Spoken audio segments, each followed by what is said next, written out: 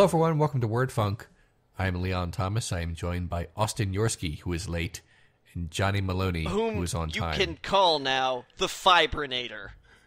Yeah, we had a discussion about fiber while Austin was gone, and that won't make the show, but it was important to me. Austin, you don't have to tell us why you were late, unless it's interesting. I just hate fiber is the thing. I really hate fiber. So you were just working your way through a bran muffin, and you were like, I can't do this. I don't wanna. Don't make me. I was on the hunt for complex proteins. Just couldn't handle your guys' fiber talk. It was the worst. Look, Austin, there's nothing wrong with complex proteins. I mean, you know, I have a person that I know at work I am reluctant to call a friend who is anemic. They have iron deficiency, and their diet has to account for complex proteins. It's just... Yeah, take that, anemic Tom. None of those talking behind your back. None of those amateur teens, you know, none of those simple teens. I'm talking complex proteins. Oh my God. Okay, so all I want to do is talk about Johnny's dating app. That's been that's been on my mind all week. Really? That was like a year ago. Like it was last week. So much has happened. We're old now. That's the headline. I didn't. Oh yeah, I'm sorry. That was the cliffhanger at the end of it, and I know, I mean, if we don't address it right away, it'll be weird if we don't. Why is that weird? I mean, I don't know. You can't watch like a TV show and like the guy pulls the gun and it says to be continued, and then you get to the gun guy 30 minutes in. But it's not. Yeah, you can do that. All right, you can absolutely do that. But what you have to do is start the show out like 24 hours afterwards. And then throughout, like, the whole of the show, you can, like, briefly kind of, like, fade back into, like, the black and white filter, where... That sounds a little too artsy for us, Johnny. I feel like you're giving us too much credit. This is mostly just I want to hear about it and stuff. I mean, you don't have to if it's too personal, it's but, not. like, you brought it up. It's not that interesting. Oh. It's weird. I mean, that's okay. Exactly what I said. You know, like I said, I joined a dating app. It's weird. What is weird about it? All right, so I joined Bumble. Oh! Why'd you make that noise? Me too. Do you just really want to date the thing from Rudolph the Red-Nosed Reindeer? No, it's a very amusing coincidence because I joined the app last night, that specific one, and we did not discuss this beforehand. No, so it is just a coincidence. Anyway, I'm sorry. Go ahead, Johnny. Before you start, Johnny, do they bounce? Bumbles, I mean. Oh my! Rudolph the Red-Nosed Reindeer is a film. No, I get it. Enjoy. Go on, I'm going to mute myself. I'm sorry. I'm going to start yelling about Yukon Cornelius. I grew up in a secular, like, Canadian household. We had like.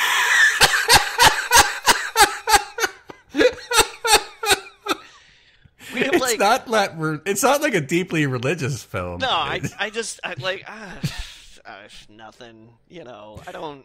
It's not my thing. You know, like every Christmas, I sit down and watch "It's a Wonderful Life" with my mom and my sister. For that one scene, there's this. I'm telling this story right now. There's this one scene, okay, when Jimmy Stewart comes home, and. He gets informed that his daughter walked home without a jacket, and so she caught a chill and was in bed with a little bit of a fever. Zuzu. Have you confused "It's a Wonderful Life" with Rudolph the Red-Nosed Reindeer? No. This is not. No, this is me saying this is what I do every Christmas. Okay, I had a fit and I lost consciousness for a second there, and I woke up in a world where you thought the cast of "It's a Wonderful Life" were reindeer. No. All right. No, you missed part of this clearly, Austin. I'm sorry. Go ahead. So Jimmy Stewart walks upstairs and he pulls that like the banister knob off and gets angry at it, and he goes up to see Zuzu, and there's a scene where he's breaking down because this is prior to his revelation and everything like that, right? and it's so perfect. There's this scene where he, in the middle of crying, puts his hand on this little girl's face And it is so obvious that she was not expecting it. So if you watch It's a Wonderful Life this Christmas, watch for this scene where Jimmy Stewart puts his hand on Zuzu's face, and you see her visible eye just go like super wide, like this stranger just touched my face. And you cannot unsee it, and it's absolutely hilarious and brilliant. He's allowed to. He was in Vertigo. Sorry? He's allowed to. He was in Vertigo. Yeah. That's the law. Yeah, no, absolutely. I mean, that's, I think that's the 72nd Amendment to the United States Constitution. Jimmy Stewart was in Vertigo. Yep. Yep. And then after that, I usually watch Die Hard with my brother. Mm-hmm. And then if I'm still awake, at that point in time, I will watch A Nightmare Before Christmas. Cool. But, like, all those stop-motion animation, like Rudolph the Red-Nosed Reindeer, like Frosty the Snowman, or, you know, I don't know, Santa Gets a New Corvette. I don't... It's my favorite. I've never watched those. Those are a blank spot in my... Not even the Charlie Brown Christmas? Not even the Charlie Brown Christmas? Oh, the Charlie Brown Christmas, yes. Yeah, Charlie Brown Christmas I'm down with. Charlie Brown Peanuts I was always down with. Cool. Yeah, but what I mean is like the super sickly, like, Burl Ives narrated, none of that stuff. Nah. Okay. Nah, never saw any of that. I feel like we've been dancing around talking about Johnny's love life, but we keep going in other directions. Well, then, tell let's us. flash back to the black and white part now. Okay. Okay. Oh, God. So Bumble.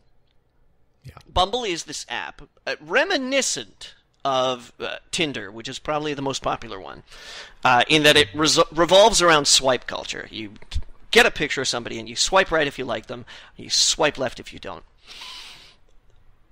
The differences in Bumble is that once a match is made between, at least heteronormatively speaking, the rules are different for homo experiences. There had to have been a better way for you to say that. Homosexual? This is the thing, is that it's not necessarily a sexual experience, right? You can use it to meet people. Or just, like, network and for friends and things like that, right? I know. Like, what, homozygous? Like, you just say for same-sex relations. Okay. I don't know. For same-sex relations. That was, I just say cool. It's straight and cool. For heterosexual relations or heteronormative relations, because you can look for friends, contacts, you know, what have you. The onus... the onus, responsibility, privilege to make the first move, to send the first message, is on the woman. Yep.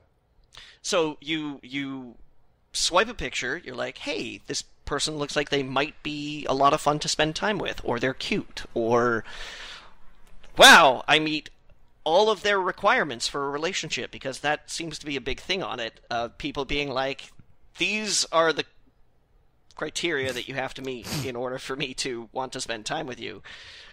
And then they get notified if they match the same. They're like, hey, you're a match. And then you get 24 hours to say something.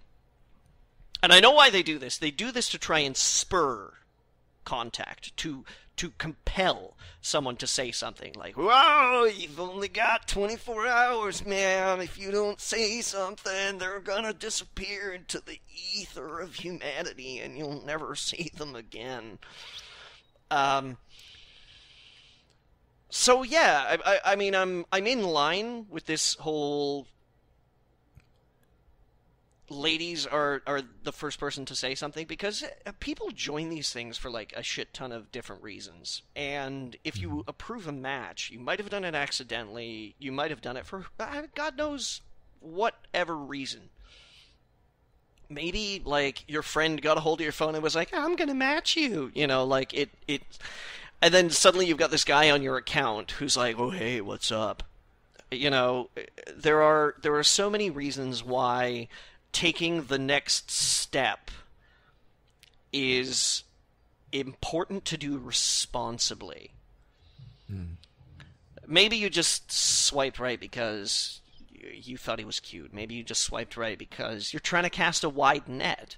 Maybe you swipe right because somebody was on kind of like the low end of matching, but then when you get your matches, you're like, oh my god, there's like 3 guys that I think are perfect. That having been said, all of the people that I've been matched with so far on Bumble have neglected to initiate contact with me. So it might take a while. Yeah, I mean, I'm not. This is not. I'm not declaring my experiment on this a failure.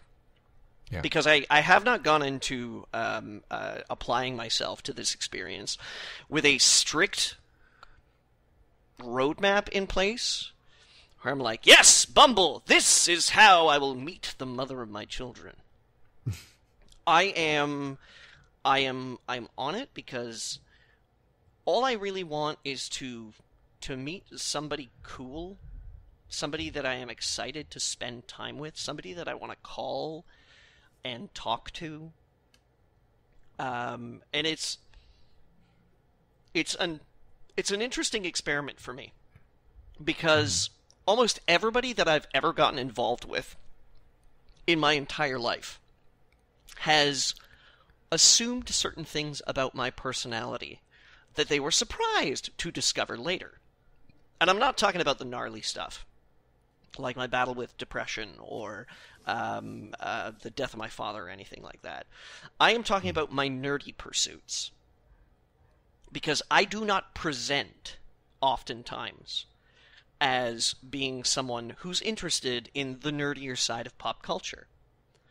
I do not present often as someone, at least if we were to meet face-to-face in public as strangers, you would not look at me or take the information from the way that I present myself as, now that's a guy who knows his video games. So I've never had the opportunity to put the pretext in, saying, hey, so I'm kind of like into these nerdy things. Do you guys want to hear my profile? Yes, I do. All right. Like more than anything. Okay. All right. Let me open up my app here.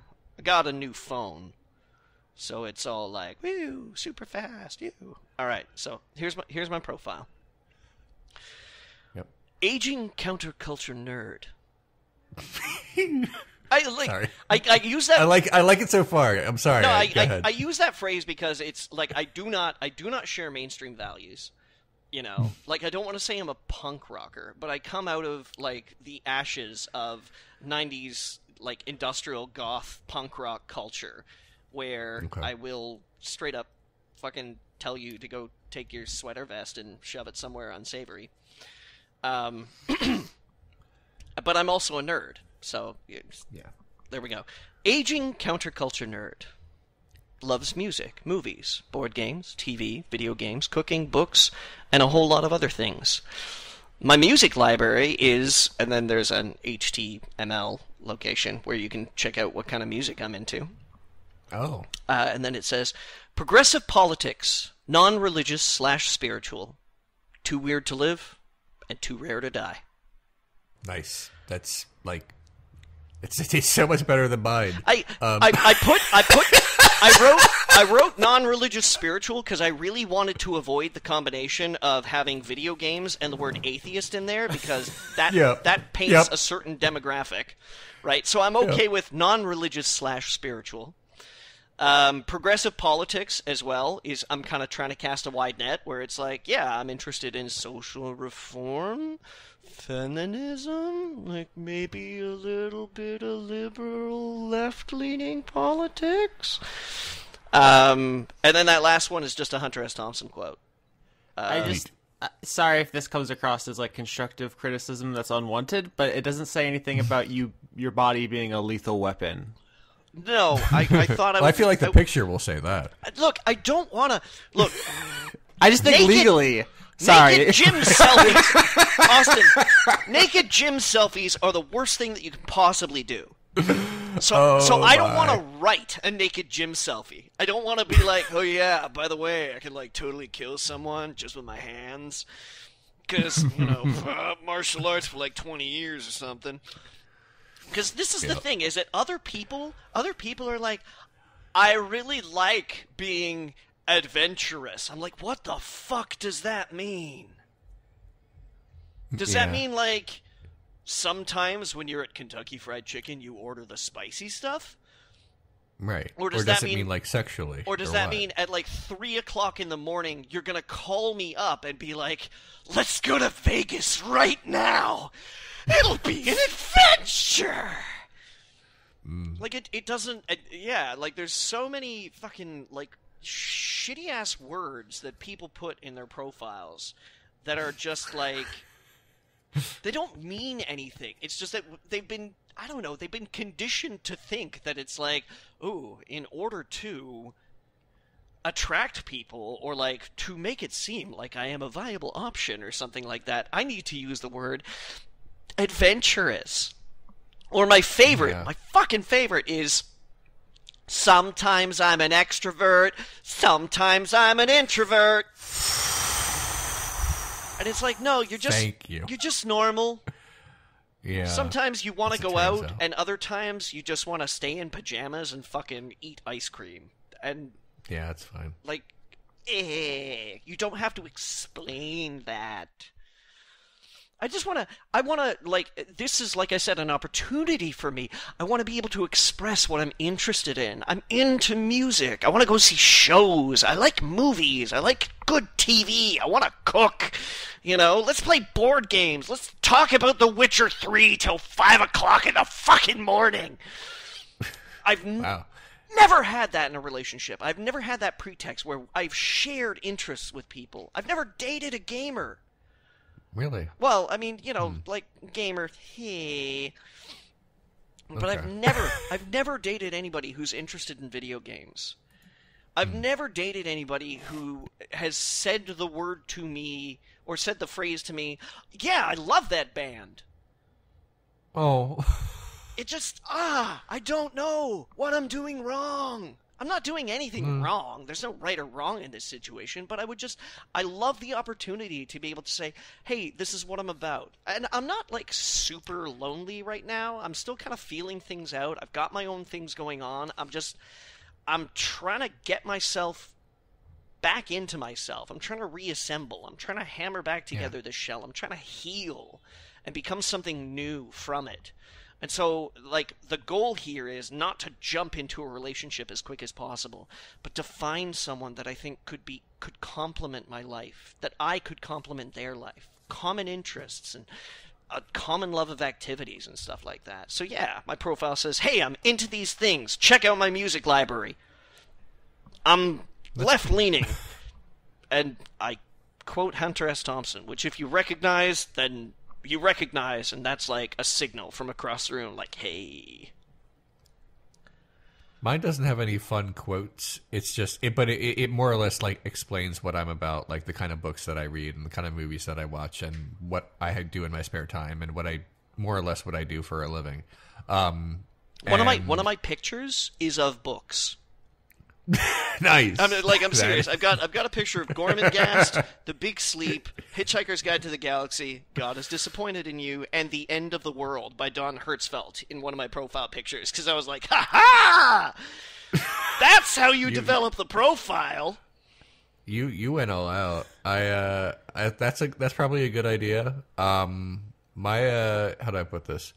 The problem for me, trying to, like, attract a mate, which, Christ, as I say right now, sounds so terrible. Sounds so fucking terrible. Austin, keep your, like, little millennial thoughts to yourself. It's just that I'm sorry, the phrase was not. The problem. How with about Leon? You're trying to lure a companion. Yeah, that is exactly. No, we millennials, we say rent an avocado friend. Thank you for that. Okay, no, but all seriousness, the problem with trying to attract a woman is that, at least for me, is that the qualities that women around me or who I have dated who have said that make me a good companion are not sexy at all. Basically, I can't lead with like, "Hey, ladies, guess who's non-threatening?" It doesn't work. Although I have heard that a lot, and it is apparently one of my best qualities as a date. But it's something you have to experience, because if you declare that, if you're like, "Hey, I'm non-threatening," that's like, I'm not a Nazi, but right? They have a lot of good points. Oh my. But yeah, Leon's profile is like, film critic, won't murder you. Right. Especially not on Friday nights. Okay. Full profile. Yeah, in all seriousness, it is an amusing coincidence that we picked the same app, and I joined like late last night, so I've had it for less than 24 hours, so I haven't, nothing also has really happened, which is fine. I'm not even sure I want to date. I just would like there to be that option and to see how I feel about it should it come along. Yeah. So that's basically what I'm doing right now. I picked Bumble. The reason, like, I read about it. It says like, hey, there's this app and it's good for women because they control it, so they won't just get random dick pics from assholes. And I'm like, that sounds great, but it's also great for me because I'm shy and I can't flirt with people. So it would be nice if someone else would take the reins there. And I identify as a man like half the time. So, that I'll just fill that role here and I'll just jump right in.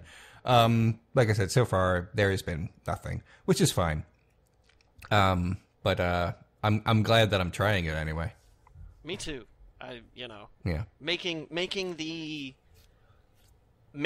decision that I'm ready enough to at least try it, to at least look, be like, let's see. Makes me feel kind of better about my current status. Yeah, I'm looking into it now because I didn't really know about this thing, but apparently it's made by a woman who created it after leaving Tinder, the more popular one, after I guess she was sexually harassed there, and she ended up settling a case over that for like $1 million. So, Yeah, I'm down with all the design concessions. Absolutely. You can buy into it as well. You can do these things like if you get a match and they have 24 hours, you can pay money to extend that match. It's a great scam. And they're like, yeah, let them know that you really want to talk to you. And at this point in time, I'm like, no. I mean, if they want to talk to me, 24 hours is plenty of time to say hi. I was about to joke and say, oh, so dating's pay to win now. But, like, yeah, it is, in a sense, like, historically. Yeah. Jesus. So, and I don't want to make declarations about why somebody is on the site. Like I said, somebody could swipe right for a number of reasons, Maybe Sure. I'm cute, but they don't really line up with my thing. Whatever. I'm not going to get bitter at the app. I'm not going to get bitter at people for knowing what they want. I had trouble swiping at first because I was like, my right or like stage right? Fuck off.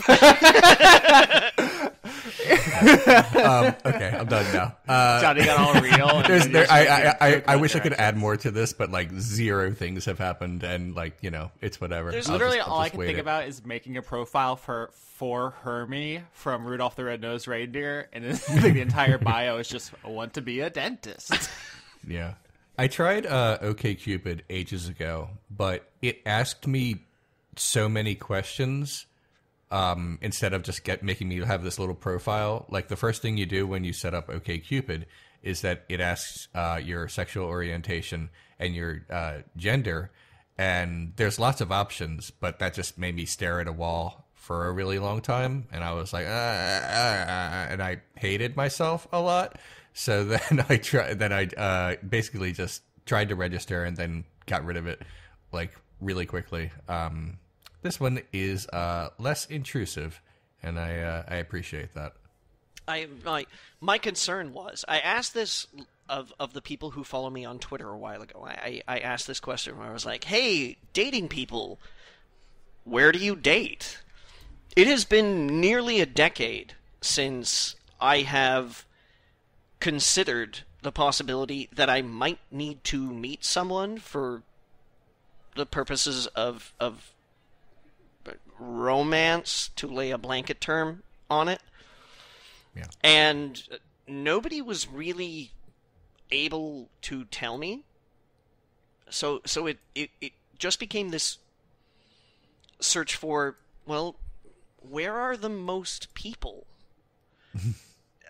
and not just the most people, but the most discerning people, because you can make free accounts on places like Plenty of Fish, but then people will tell you, oh, Plenty of Fish is a garbage dump because you can make free accounts there. Just off the cuff. And message anybody and send crude things, and people keep their accounts up there and they don't update them, and then they forget about them when they get into relationships, or they just leave them alone because the harassment's a problem or something like that. And so, yeah, I just trying to chase down the user base in the friendliest interaction, like UI, possible, was my mandate. And I don't know if Bumble's it, but I guess we'll see. Yeah. Weekly Bumble updates. Yeah. If there's anything interesting, I mean, there, that we can update, but for now, this is like a waiting game. Single dudes on the internet with Austin, Leon, and Johnny. Austin, I feel like we left you out of this conversation. Anything fun romantically you would like to share with the No, public? I don't think so. Like I appreciate you guys have made yourselves vulnerable and we're sharing and stuff. I just don't have much to add. I think I told my only online dating story on here before, so I don't have anything else. That's fine. Yeah, and I just take it for granted that you're too busy right now to speak to people. Yeah, so that's part of the reason I was late was just I have been sleeping like 2 hours a night for the last week, and I just collapsed, and then I woke up and I was 20 minutes late. So that's my life right now, frankly. Damn. Is that I don't have time. I mean, did I talk about this on here that I was actually dating somebody before law school, and I was like, hey, I don't actually have any problem with us, but I'm not going to be able to give you the attention you deserve. So we can't continue this. Like, it's weird that I phrased it like that, but I literally broke up with someone over law school. So I didn't know that. Oh, I'm sorry. Okay, I thought I told that story on here, but yeah. So like, I don't have time, and it would be like rude. Not rude. Rude's not the right word. It would be selfish of me to try to maintain a relationship with someone when I don't actually have the time to give them the attention that an actual relationship requires. Yeah, well, if you're barely sleeping, that is probably the sensible. Yeah. Yeah. That's, Okay. Because you'd be sleeping even less, if you know what I mean. Oh. Because we'd be watching Rudolph the Red-Nosed Reindeer. Okay. So, I have a few other things, but I feel like Johnny and I have kind of dominated the conversation. Austin, if there's anything like you'd like to talk about, like law school or other things, like feel free. I mean, I had a couple of really interesting things to talk about this week, but I think the one that's probably the best to start with is the one that I know someone else on here shares, which is I watched Amazon's The Tick. Hey! And I saw Johnny tweeting about it, so that's probably a good place to start. So I assume everyone knows, but there was a comic book, and then they made an animated show, and then they made a live-action show with Patrick Warburton, who I associate with the role, even though he wasn't remotely first. And then there was also a video game I played a lot growing up of The Tick, but it's like a superhero parody thing. His catchphrase is Spoon, and now it's an Amazon show. We all aware? Experiences? Yeah. Oh, yes. Okay, so, I mean, I grew up with it. I played the game, I watched the show, I like it. I don't really remember a whole heck of a lot about it, so I kind of went in just being like with vague affection for the thing it was, and then even with like positive feelings going in, I was like, oh, I am really pleasantly surprised by this show. I liked it a lot. It's strangely heartfelt. It seems like at first it's going to be about mental health in a way, like it's kind of about depression, but then it's also just like really fun. I love it. I love that. Like, I don't think it's fair to call it a bait and switch. No, it's an arc. Yeah. Yeah. I don't want to give it away because it seems like it's going to be one thing and then it's not that thing exactly, but it's not like rude. It's not like shitty about it. No. I keep using the word rude tonight. I don't know why. No, it's really pleasant, and I think that Peter Serafinowicz, like the actor who plays the Tick. I'm so glad you said it first because I was not gonna succeed at that pronunciation. Serafinowicz has been in like tons of stuff.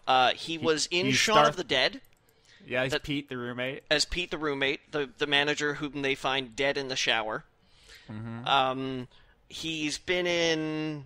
He's Darth Maul. Is that where we're leading? I don't know if I'm ruining your No, reveal. not quite. Darth Maul was a little shorter. Well, he's the voice of Darth Maul, not the body. Yes, yeah, he was the voice of Darth Maul. But no.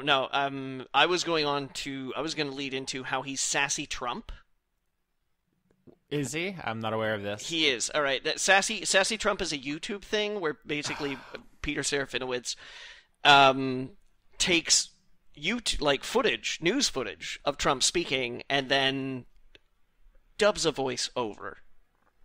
Huh. And I'm jealous of people who can still find fun and comedy in our political situation. I have long since reached a point where it's all tragedy, and my nerves are shot, and I can't find any fun in it anymore. Gallows humor is important, Austin.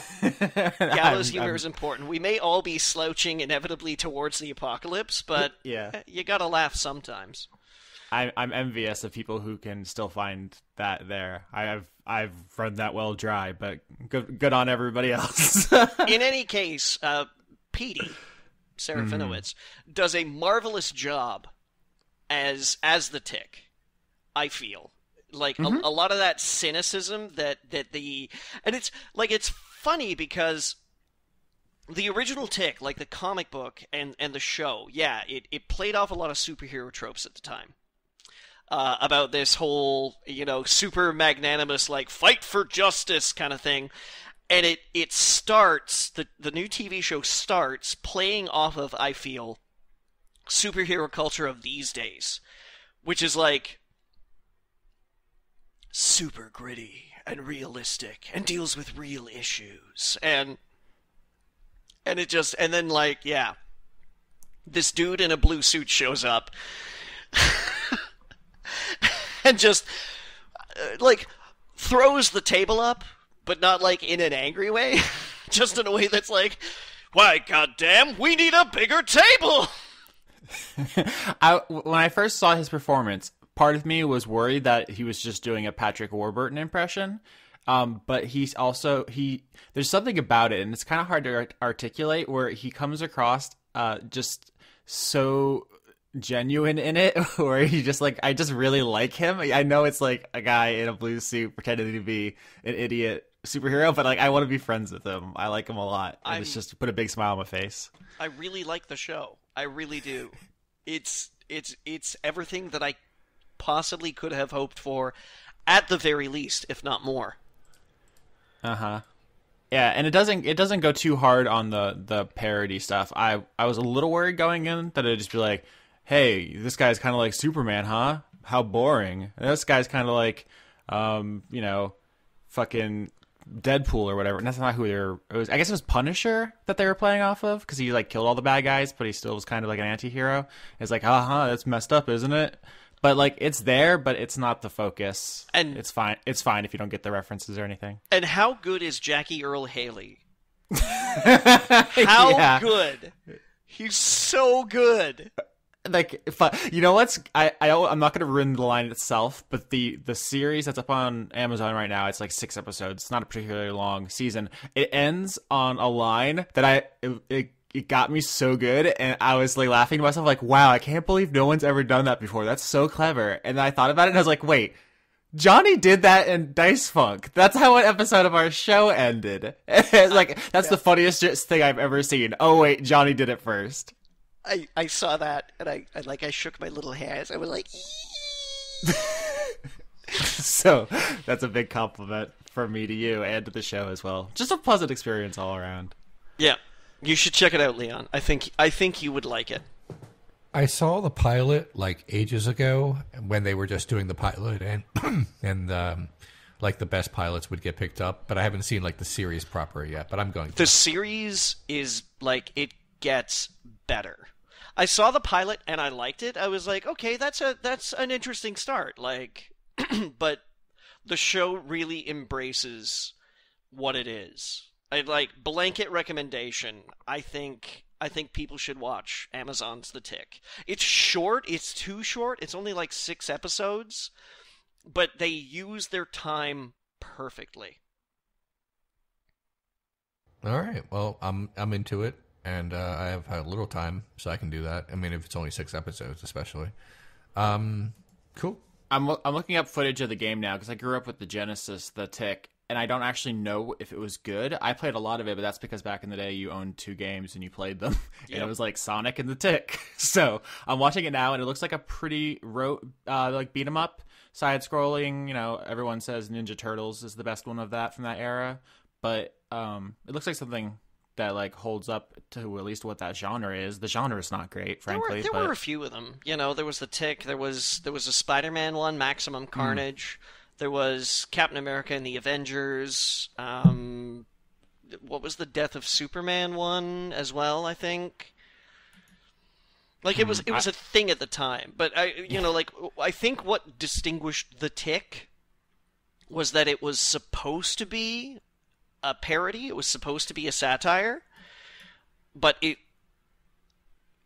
often, I don't know, like it played itself up so much that it was really easy to mistake as it just being a show about a goofy superhero as opposed to a goofy show about superheroes.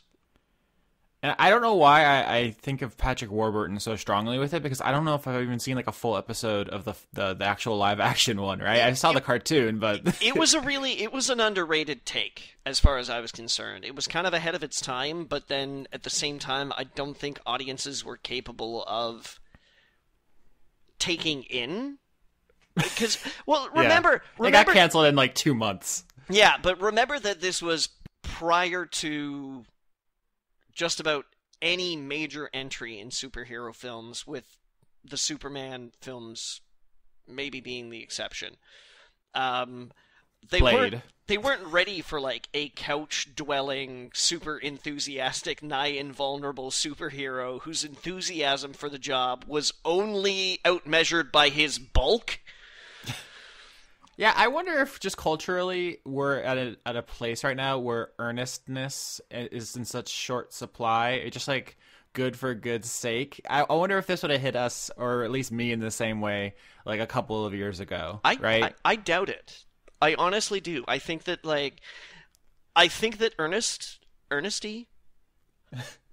earnestness, I guess. Yeah.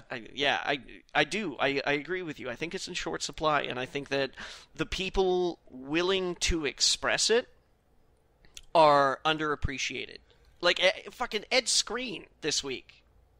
I don't know if that's how you pronounce his last name, but the actor that bowed out of Hellboy, did you hear about this? Oh, yeah. I saw the headlines around that, but I didn't delve too deeply. But I saw. So the story goes is that he gets hired onto the movie as Major Daimyo, right? And then in investigating the role, he discovers that the canon material, Major Daimyo, is an Asian American actor. And he makes the decision to bow out of the role. He talks to the producers and he's like, look, I can't do this. I can't whitewash this role. I can't take it away from an Asian American actor. Like, heritage is important to the character.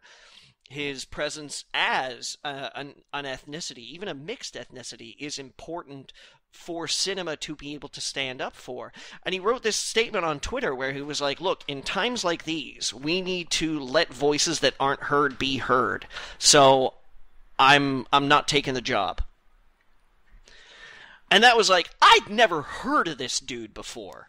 Yeah, it's a good PR move.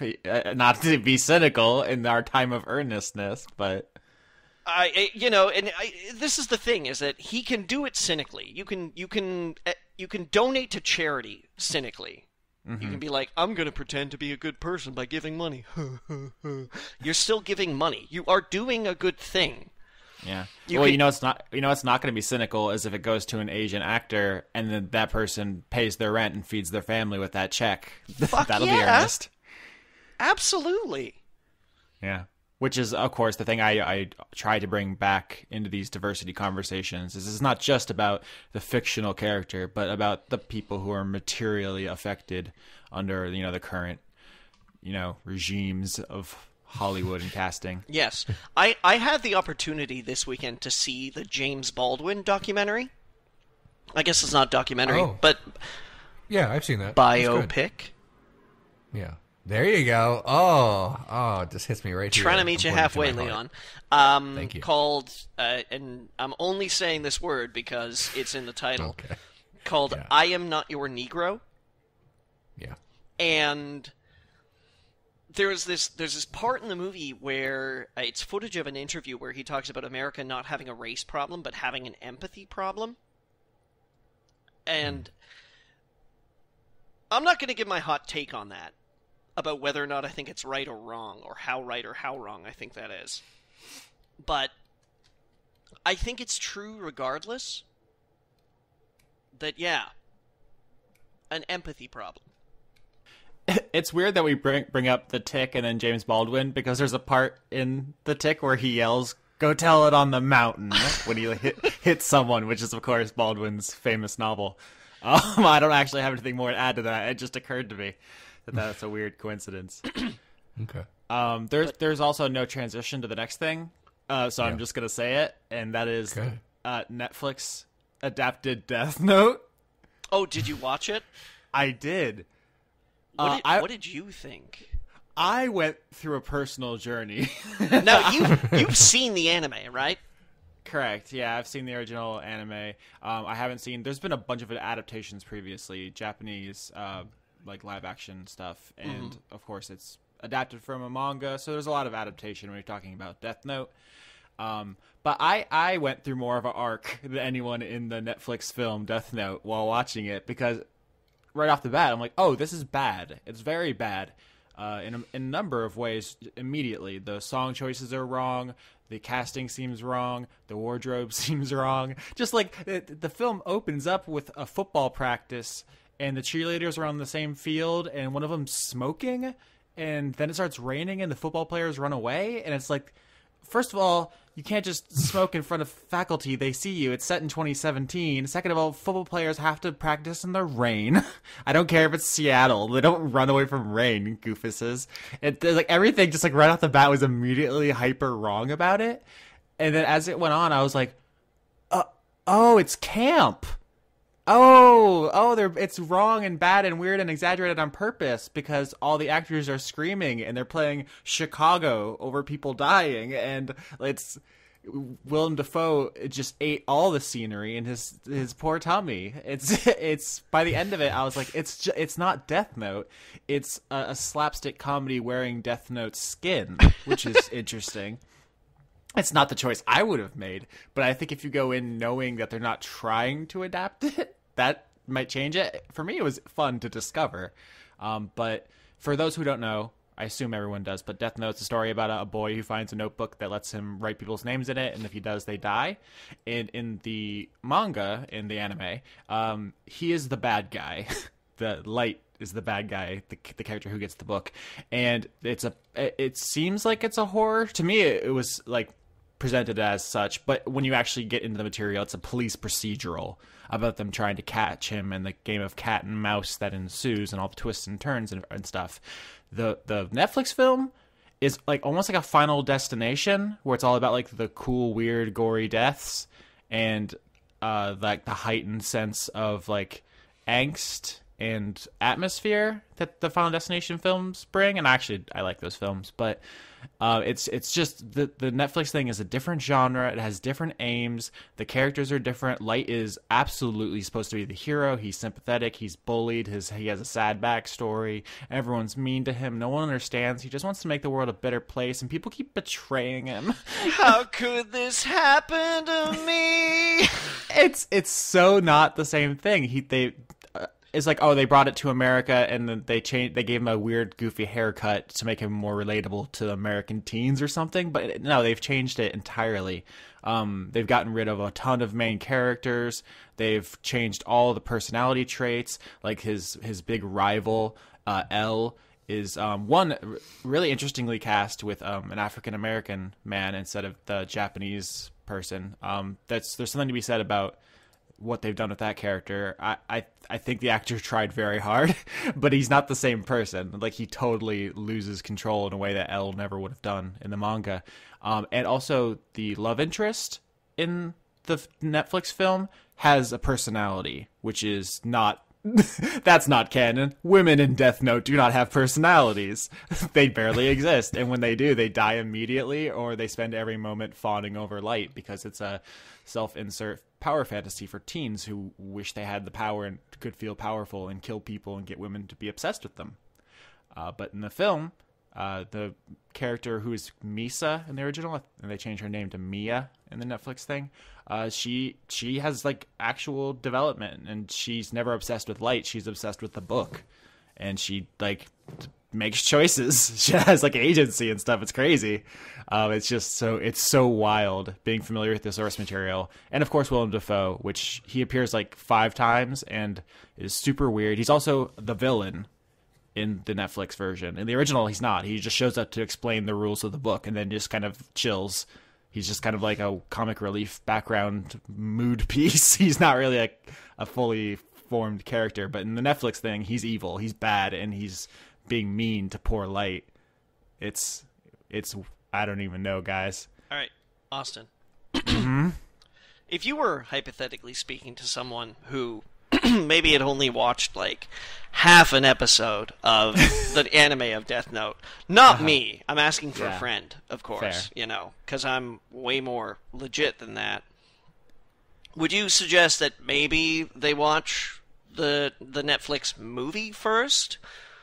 That they could gain more enjoyment out of it by seeing it uncolored by not the original source material, but I think if you debatably the most popular source material. If you just watch the Netflix film cold with no real context, I think you'd be like, oh, it's a bad movie with a couple of weird, fun scenes. Okay, I'm going to go do something else. Like, I don't know if it would stick with you in the way it's stuck with me, because I have all these points where I have to ask myself, like, why did they change that? Like, what does the story gain with that weird music choice, or that choice with the fucking subplot about cheating on tests that goes nowhere or whatever, or like, why was that so gory in the original story? Everyone just had heart attacks. Why did they do that, to bump up the rating? Like, and I'm on all these tangents because my mind is racing with questions about the adaptation itself, not the thing in a vacuum. It's not, it's okay. It's mostly like cheesy fun, but I don't know that I would care all that much if I wasn't familiar with the original. So I'll let my friend know. And they also don't do a bunch of the iconic scenes. Like, the most famous scenes from the original Death Note are the one where he eats a potato chip very dramatically, or the one where everything is according to Keikaku, which is a very deep cut. Fuck, I wish you guys were more into anime. It's a very good joke. I am laughing to myself about something no one understands. So okay. I'm just going to explain this joke because it's very good. Please do. That's the best way to experience a joke. I know. So in Death Note, there's a scene where everything goes according to plan, and he says so. And I guess it was a fan translation. It says in the subtitles, everything went according to Keikaku. And then under that, translator's note, Kakaku means plan. What the... What? It's a very Fan famous subs are awful. It's like a famous weird thing. Like, why did he just write all according to plan, which is the line? I don't know. But they gesture towards that scene, but he doesn't say it, which would have been the payoff. Like, that image of a white guy saying everything according to Keikaku would be viral right now. Although they do gesture towards some of the stuff where he's like, oh, I should use the pseudonym Kira because it kind of means killer in Japanese. And the girl just like nods like, that makes sense for a thing for a boy from Seattle to do. Okay. It's just fucking weird. It's a weird thing. Okay. Yeah, so I'm looking up this all according to Keikaku scene on Google right now. It's on Know Your Meme. just as planned, just according to Keikaku.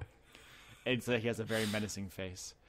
Oh, okay, I'm done. I'm done talking about Death Note. I could go on. I don't know why. It's captured my imagination in a very real way, despite being made with $10 and no professional actors besides Willem Dafoe with a flashlight strapped to his face. Well, then I consider that to be a success. It's something, all right. No. I mean, capturing your imagination is an important thing.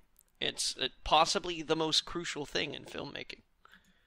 Yeah, I just wish Dafoe would have had more bodily performance because here's a weird thing among the many is that it ends with a blooper reel. And his penis is freakishly small. God, that would have been if we could got some fucking Ryuk penis. That would have changed things a lot. No, but it shows that the thing that Dafoe was filming in, which is like mostly a costume, and then he has like a lighting rig on his face. It was like the dots for the CGI to replace his face. Yeah. So, but he was physically there. He's not like CGI with a voiceover. He's in those scenes, and I think they underutilized his like physicality because, I mean, Willem Dafoe is like a charismatic performer, and he mostly hides in the shadows and laughs. And I wish we could have got some more genuine Dafoe hijinks. I mean, yes, his penis. I usually wish that of every movie that Willem Dafoe is in, though. Mm-hmm. There was a firefight. With the exception of one. Yeah. Which is Antichrist. Tell us about it. Oh, okay. Okay. I don't have strong feelings about that film. Okay. I just don't think it. I don't think more Dafoe would have made it better. No, he wasn't very Dafoe in it. He was just like serious actor, man. Yeah. I have put the Death Note scene in the Skype chat for your enjoyment. Oh, thank you.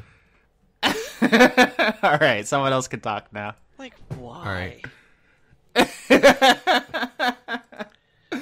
Anyway. Okay.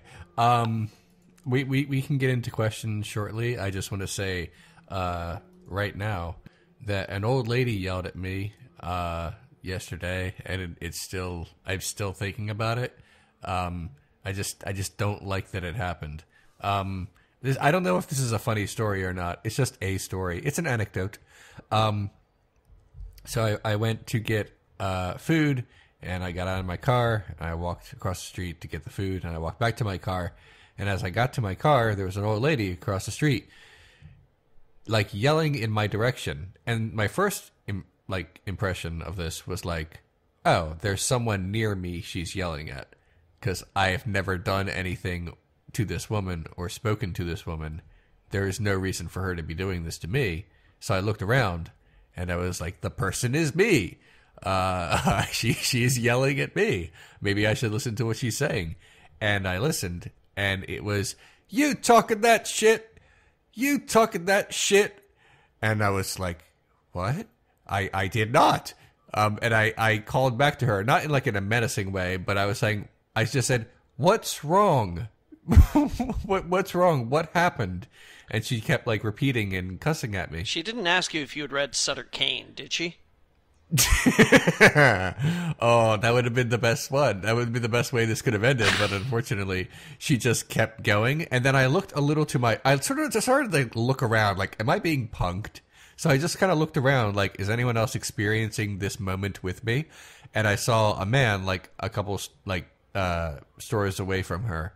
And he kind of, like, motioned towards me, I'm not great at like deciphering people's like nonverbal communications because I like things to be explicit when people are trying to talk to me.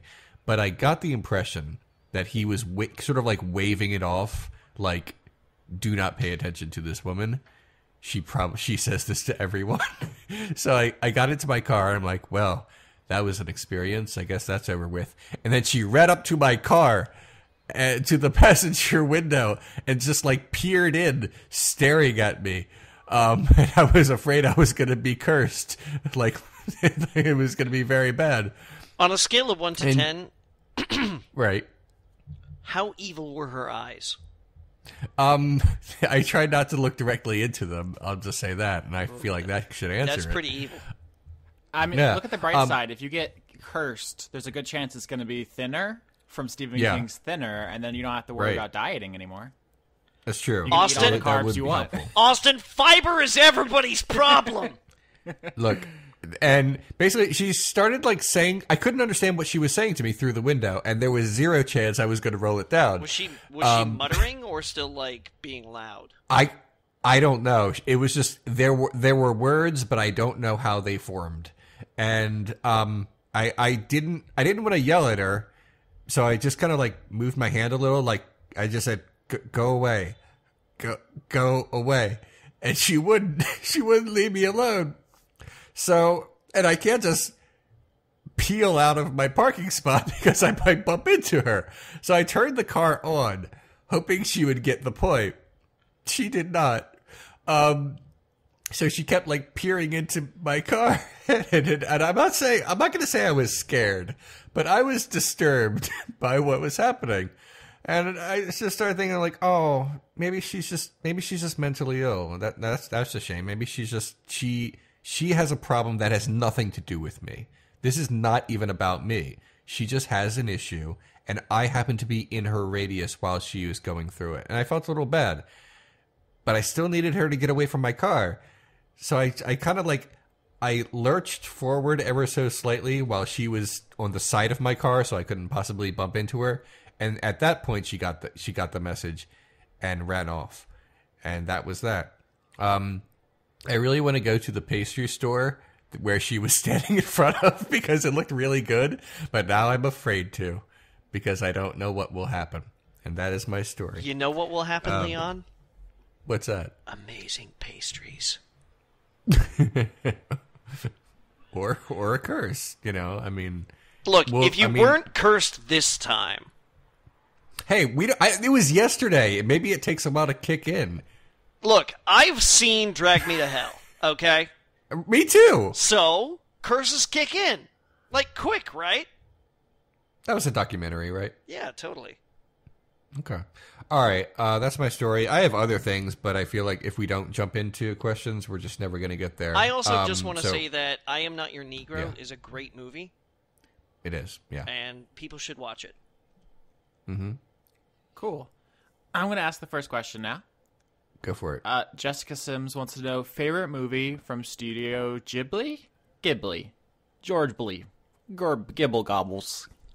Them guys. Weird Al has refounded Studio Ghibli? Fuck, that's a deep cut. Yeah, it is. That's what you call a callback, son. Was that even this show? Part of me thinks that was a different show we did together. Anyways, favorite Studio Ghibli film. My instinct here is to say like Totoro, because I love that cute guy. But then I think back on the movie, and it's like I think most of it is nothing. Like pacing wise, a lot of Ghibli films are just like beautiful landscapes and like pastoral mood pieces that I don't know I would actually want to watch again. Yeah. Like, when I was watching Kiki's Delivery Service, my tweet encapsulation of it was Kiki's Delivery Service is a nice movie about nice people being nice. Mm-hmm. And that's, I mean, there is more there, and I went into it in the episode, but that was like the feeling I got from the film. My favorite Ghibli movie is not a Miyazaki one. I forget the name of the director who did it, but whoever did Grave of the Fireflies is probably, that was. That's the one that stuck with me the most. So I guess that would be the one. Yeah.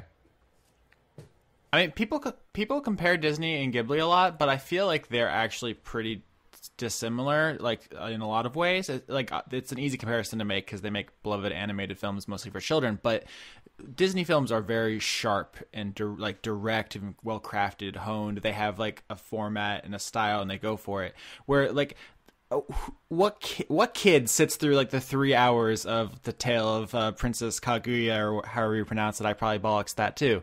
I feel like kids would be bored out of their mind. Or like, do they understand the military like context of The Wind Rises? Like, I don't know that Ghibli films occupy the niche in our culture that they do in actuality. Does that make sense? Am I making sense right now? Yep. Okay. No, I'm totally looking, with you. I'm looking through the filmography now, and I'm like, I don't know that I want to rewatch any of these, even if I enjoyed them the first time. Maybe Howl's Moving Castle. That's the one. If you put a gun to my head and say I have to watch a Ghibli film right now, maybe Howl's Moving Castle. Johnny, you still thinking? No, I'm. And now I expose myself for the fake nerd I am. Oh no! Please don't say it. No, I have not watched that many of Studio Ghibli's catalog. I have not seen Grave of the Fireflies. I have not seen My Neighbor Totoro. I have not seen Porco Rosso. I have not seen Ponyo. I have not seen The Wind Rises or The Tale of Princess Kaguya. What I have seen is Princess Mononoke, Spirited Away, and Howl's Moving Castle. Yeah, those are probably my three favorites as well. But I feel like Spirited Away especially involves like, it's like I feel like I'd have to invest a lot of myself into watching it in a way that's... Spirited Away bothered me in a lot of ways. I was not a fan. Yeah. I'll just say that right now. I thought we were going to talk shit on Ponyo, but I guess we're going to talk about shit on Spirited Away. Interesting. No, I haven't seen Ponyo. Although, from what I've heard, I heard that I would talk shit about it. Yeah, I haven't seen it either. All I know is that Ponyo is a fishy in the sea, something, something, something, something, la la lee. You say something, something, Liam Neeson. Because casting. Yes, okay. But yeah, Spirited Away, in the first place, I do not like the way it began. Where it was just sort of like... oh, hey, check this out. If you do this weird thing, then like, oh my god, it's a whole nother world. Like, it didn't invite the transition very well. You know, we didn't get to know the main character in her personal life before we were exposed to this whole, what I feel like, in terms of storytelling, should have been a contrasting look at it. Yeah. I mean, I would argue that there's something to be said about, like, the thin barrier between the sacred and the profane in Japanese mythology, but it definitely feels kind of weird to a Western sensibility. Yeah, I'm not... I don't want to slag on cultural differences. I'm just saying my appreciation of it as an audience member. Yikes. The Rotten Tomatoes are here next to the films on Wikipedia, and they're all incredible, 90, 90, 90, 90, except for Tales from Earthsea, which got a ruinous 41%. Ouch. Yikes. Apparently that's a novel adaptation. I have not read or seen Tales from Earthsea. Also not a Miyazaki joint. That's a... or no, it is. Which one is that? Oh, okay. So Grave of the Fireflies is... Isao, I'm gonna mess this up. It's Takahata is his last name. My favorite would probably have to be Howl's Moving Castle. Yeah. That's my answer too. I'm surprised. I thought we were both gonna say Spirited Away, but I think it's Howl's Moving Castle. Okay, so there's two different Miyazakis here. Hayao, the one everyone talks about, and Goro Miyazaki is the Tales from Earthsea director. I've exposed myself as not knowing the difference between these people. He is the son of Hayao Miyazaki. I learned a thing today. He has directed Tales from Earthsea and From Up on Poppy Hill, which I have not seen. Interesting. Nepotism in Studio Ghibli. Okay. Nepotism everywhere. Have you noticed your government yet, Austin? Oh, yikes. Do you want to do another question? Because, Yeah, we should. Okay. Matthew Hare says, what bad adaptation pissed you off the most? I don't know if this is inspired by... Slaughterhouse 5! By Death Note, basically. I haven't seen the film of Slaughterhouse 5. It's my favorite book, and I imagine there's no way it could measure up, so it kind of feels like a futile exercise. How bad is it? It's not even that it doesn't measure up, it's that it's so fucking lazy. It is such a goddamn lazy-ass movie. Don't get me wrong, I recognize that adapting any story by Kurt Vonnegut Jr. would be difficult to do. It would be hard because they rely so hard on the inside knowledge of the narrator, and that narrator, that whole I don't know why he spared my life bullshit from Blade Runner did not fly. But for fuck's sakes, you could have done something. You could have tried harder. You could have integrated your cuts better. You could have created visual situations that translated differently, where an arrangement of bodies in World War II would just look a lot like the office desk from the basement of a writer who was maybe wondering if he was crazy, but was just sort of no, I think I'm okay. It was... All right. I don't have a strong feeling about this actually. Most of my favorite books got decent enough adaptations. I even like the ones that are kind of Fahrenheit 451 got an adaptation that people think is bad. I think it's fine. Lord of the Flies? And how do you feel about Lord of the Flies? I've seen one adaptation of that. Okay. The one in color. All right, yeah, the Balthazar Getty one. I liked it. Yeah? I thought it was cool. Okay. I saw it a bunch of times when I was young. I haven't seen it recently, but I remember liking it a lot. 1984? How'd you feel about that? I've never seen it. The problem with being mad at adaptations is that you have to be both invested in the source material and then surprised by the outcome. Most of the time, I'm expecting them to be bad, and then they're bad, and I don't feel strongly about that. So, even when I think of what's the worst adaptations that I can think of, stuff like what they did to the Resident Evil movies. I ain't mad at it. It's just Mila Jovovich shooting fake guns at CGI. Who can feel pissed off about that? But I mean, they're bad, obviously. It's hard to think of something that I actually have real strong feelings that I'm not just playing up for the podcast. I just want to take a moment here to remind everybody that I did not say The Watchmen. Because it's a good movie. Yeah, I know. I agree. No, Austin. No. I just want people to know that I'm being gracious. Yeah. Okay. And I am actually giving Zack Snyder the accolade that he managed to get the art direction and the general tone of the movie down pat. So I was pretty disappointed in the Max Payne movie. I think. Yeah, but what else was it gonna be? That's what I'm saying though, because I think it was after The Departed came out, so Mark Wahlberg was kind of doing pretty good out there, and I thought maybe this one. I don't know. That's the thing that comes to mind because I think also Max Payne lends itself to film. But... Yeah, no, but the problem is that the Max Payne games were these weird, skewed, homage pastiche products of film, and then the movie was like this straight adaptation of the video game without acknowledging that it was this skewed homage pastiche of film. Like, it failed to translate.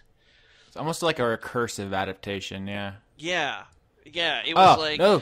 It was like they were like, oh my god, this is perfect for film because look at all this, like, super film tropey stuff in there. We'll just pick that stuff up and run with it. I know the answer. The Hobbit. Ooh.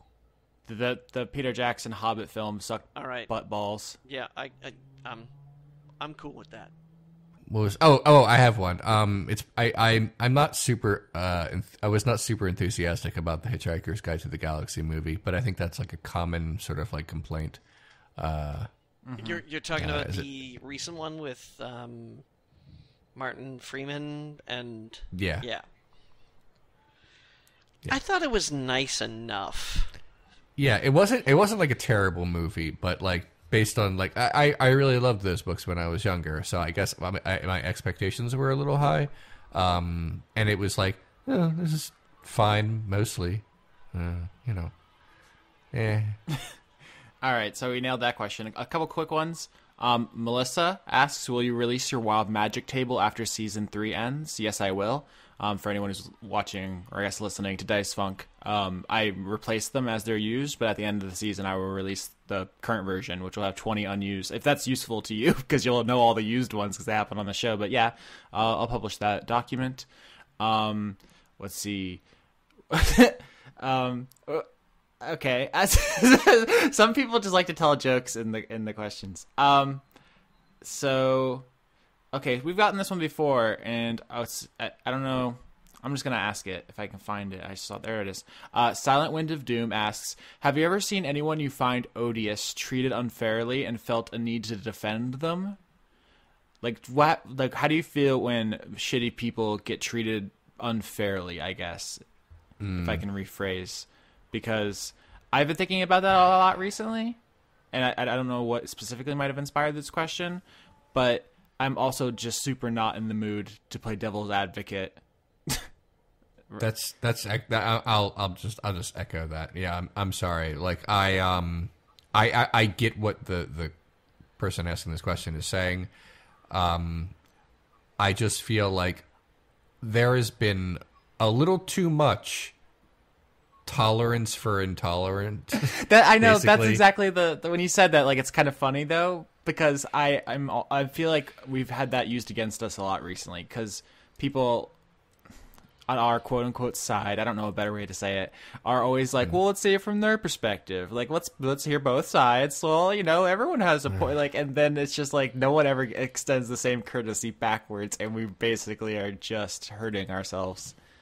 Monstrous people depend on the tolerance of less monstrous people to give them a chance, and basically it's something I didn't want to believe because it hurts that it ended up being so true, and it ended up being like a part of the discourse now. Yeah, it's called the paradox of tolerance. Yeah. Basically, I mean, that's my feeling right now. Like, fuck off, I guess is what I'm trying to say. Not to the person asking the question. You're fine, I'm sure. But I mean, like, but that's not the kind of person I want to be, right? Like, I hate that world makes me feel like I need to, in self-defense, harden my heart. That's not how I want to live. I know, and yet here we are. And at some point, you can't give someone the benefit of the doubt. You want to, because that it feels like it's the right decision, like in principle. But then you think about consequences. You know, there's the rightness of an action, like in and of itself, and then there's the rightness of an action as the consequences of it. And I'm seeing more and more that they don't always line up, I guess is what I'm trying to say, which is kind of like a duh statement, but it's become so prevalent in my sphere of late, and I'm sorry. I feel like I'm ducking the question. The real answer to that question is sometimes, and sometimes it ain't worth it. And that sounds kind of shitty, but you know what? I don't how do I put this? I don't want to. There's someone did this thing. And I'm sorry. I'm sorry. I have to talk about. We're dancing around the fact that we're talking about Nazis. But so I'm going to mention a Nazi. Yeah, I mean, I think that might have been the inspiration. Was right. There's a lot of talk about Nazi punching, right? Yeah. Someone. So I can't remember how this came up, but every once in a while, someone will say like, "Not everyone's all bad. Hitler liked dogs, and he was a vegetarian." I'm like, it doesn't matter. It doesn't matter. There is no amount of loving dogs that could ever be even remotely greater than the bad stuff. Yeah. So it's at some point it becomes irrelevant. Like and again, I realize in principle what the question is trying to say, but I really feel like my answer is sometimes yes, and some people aren't worth it, and that sounds shitty, but some people are Nazis, and that's it. Done. Yeah. I'm sorry. That's it.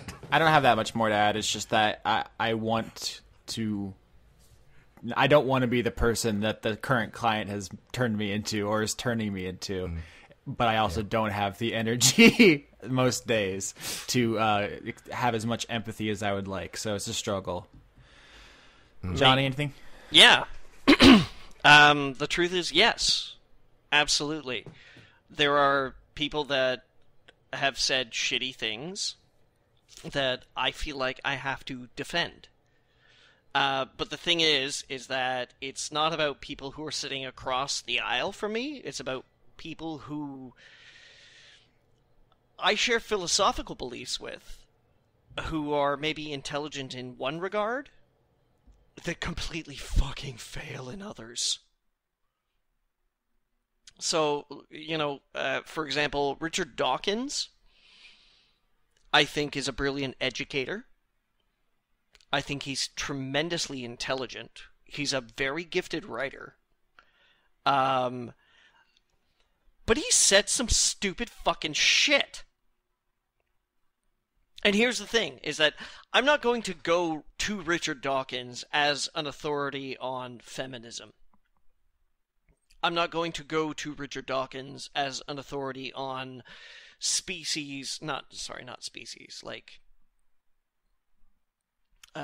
culture interrelation. I'm not. I will look to him when I want to see someone who has a fascination with education and a wonderment for science. That's a very good point. I'll agree with that. For the most part, my issue is that I encounter people with bad opinions whose bad opinions are not so limited. Yes. No, I'm not suggesting that there are. I'm not saying let's defend everybody who is shitty. Because no, shitty people, guess what? Sometimes they're just shitty people. Yeah. But I am dismayed sometimes at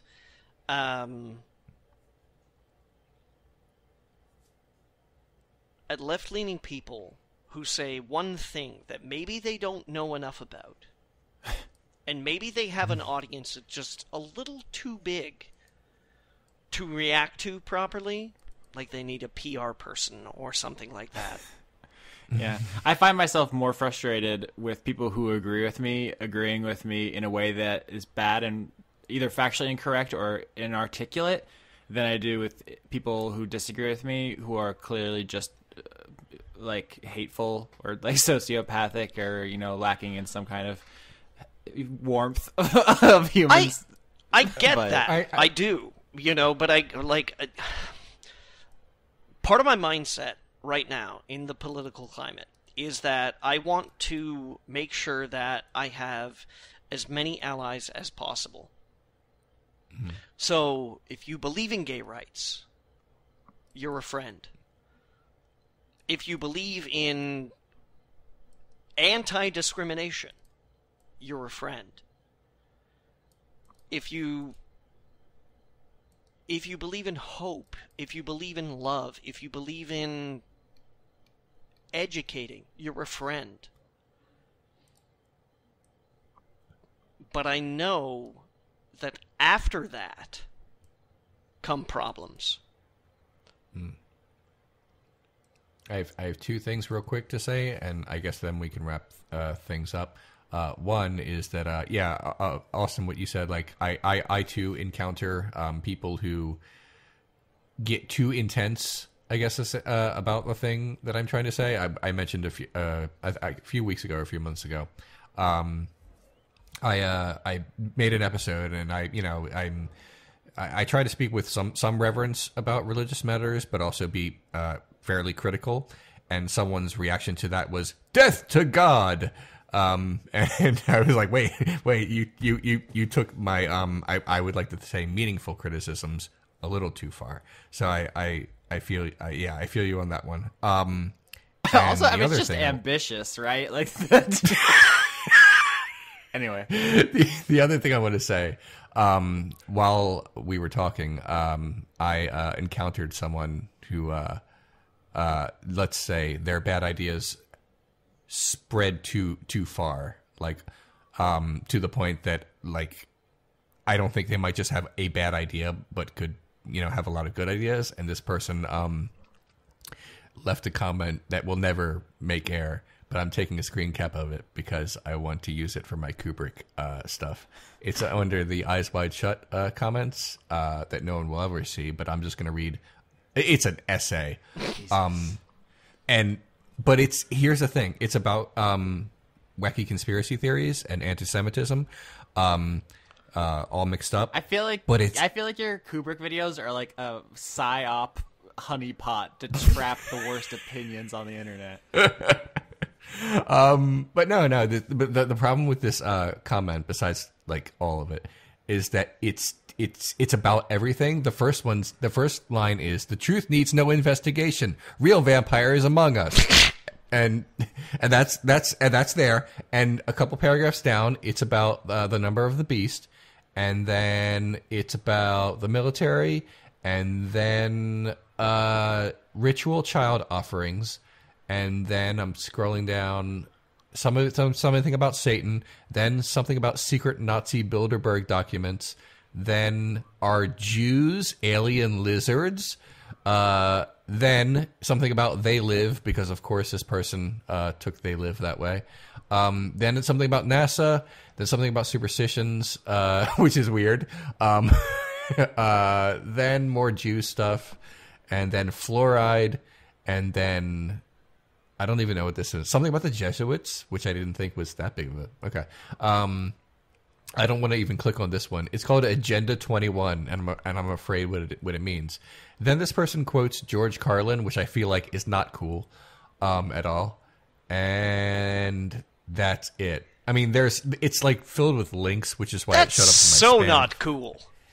Yeah, it's this. I basically fuck this guy, but yeah, this is like, I realize this is almost like a straw man, that I'm mentioning here, but this man does exist, and people, and I encounter them, is what I'm trying to say. Speaking of people who seem like straw men, when we were talking about internet dating earlier in the episode, it reminded me of my friend had a story where she hooked up with a guy, I guess she met online, and she said to me, because she's not super political, that's fine, you don't have to be if you don't want to, but she said he had those Ayn Rand books I always see people talking about. Is that bad? And I was like, that's probably a red flag. And she was quiet for like 10 seconds, and she says, he gave me chlamydia.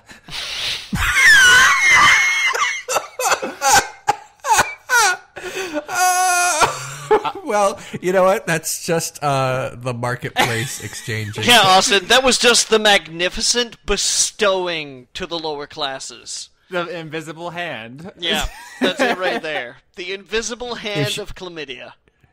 But that seems like something I would make up to dunk on Ayn Rand fans, but it actually happened. And she didn't really understand why I thought it was the funniest fucking thing ever, and it probably came off as insensitive. But sorry. Yeah. It's a whole thing. Yeah. She's fine now though. Her Look, chlamydia. Leon, healthcare in America costs a lot of money. I realize. Yes, that. you can just take an antibiotic for it. Okay, I genuinely don't know. I'm sorry. Yeah. Fun fact: you guys remember when I had my prostate infection? Mm-hmm. Yeah, they thought that was chlamydia.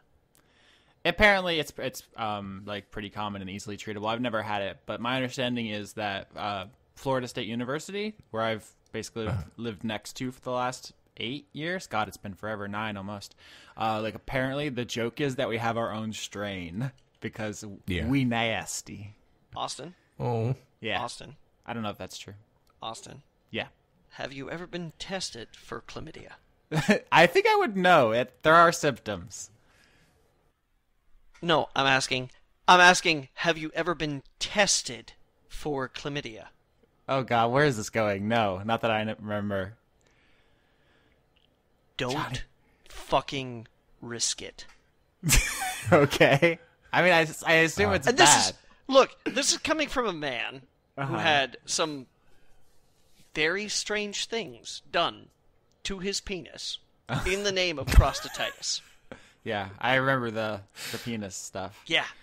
So, PSA. Gentlemen, chlamydia is not a fucking joke. Yeah, I mean, it sounds bad, but also if you have to get an STI, that sounds like the good one. I realize I know so little about chlamydia. I'm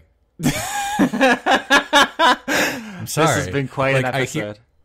I hear about other sexually transmitted infections and diseases, and so I know a little bit about them. There isn't a lot of talk about chlamydia, I guess, because as you mentioned, it's not great, but it's easily treatable. Okay. Yeah. Okay. Syphilis is my favorite. I have to admit. Now, syphilis is the one that used to be very, very bad, but is now manageable. That's in ye olden times. It's manageable if you get to it early. Yeah, and because it melts your brain. That is the great thing about syphilis, is that it happens to you, and your body goes, "Oh my God, something's wrong!" And if you're smart enough to go to the doctor, they're like, "Oh shit, you have syphilis." If you're not, then it gets your brain. Oh, poor brain. I'm just letting you know, Johnny, I'm tweeting right now, quote, "That's the great thing about syphilis," quote, Johnny Maloney. Nice. I'm okay with that. I had a lot of other things I was going to talk about, but we don't have time. Anything you guys? I'll save it for next week, or I'll just say right now. I tried to watch the VMAs on Sunday. It was I'm the exact opposite person to watch that. I was just curious. Why did you? That was it? You were just curious? I was curious. I heard a popular song the night before, and I'm like, maybe I can like music. It turns out I can't. And that was it. You can, I didn't not enjoy the music at the VMAs. That's fair. I hated all of it. I also hated the presentation of it. It's it didn't feel like it was an award show, like it was happening in a theater. It looked like they just made half a concert stage. It felt really low rent or something. And also instead of having a host who was a comedian or someone who could talk well, it was just Katy Perry, who I'm sure is a perfectly nice person, but she's a musician and not the person you hire to be the host of a show. Leon, it was she's got great SEO. Yeah, I mean that's basically it. I assume she was not up for an award, so we can just get Katy Perry to be on the show. I didn't watch the show, but I'm looking at the winners now, and it looks like Kendrick Lamar won every single fucking category of note, and good on him. Damn was a really good album. Humble in particular, of course, is just an unforgettable single, and he won. I'm looking at 1, 2, 3, 4, 5, 6. He won all the awards. It looks like cool. All right. That's it. That's all I got. Anything you guys want to say before we go?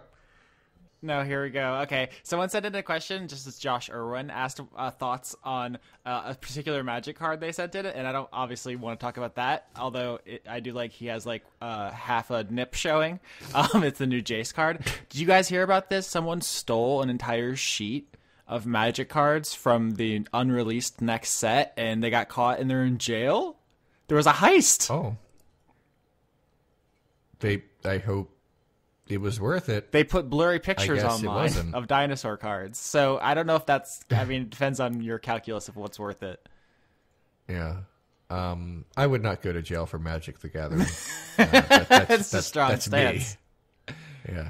All right. Thank you for that, Austin. Johnny, any last things you'd like to say? Before you sacrifice your heart to your god, dip it in honey.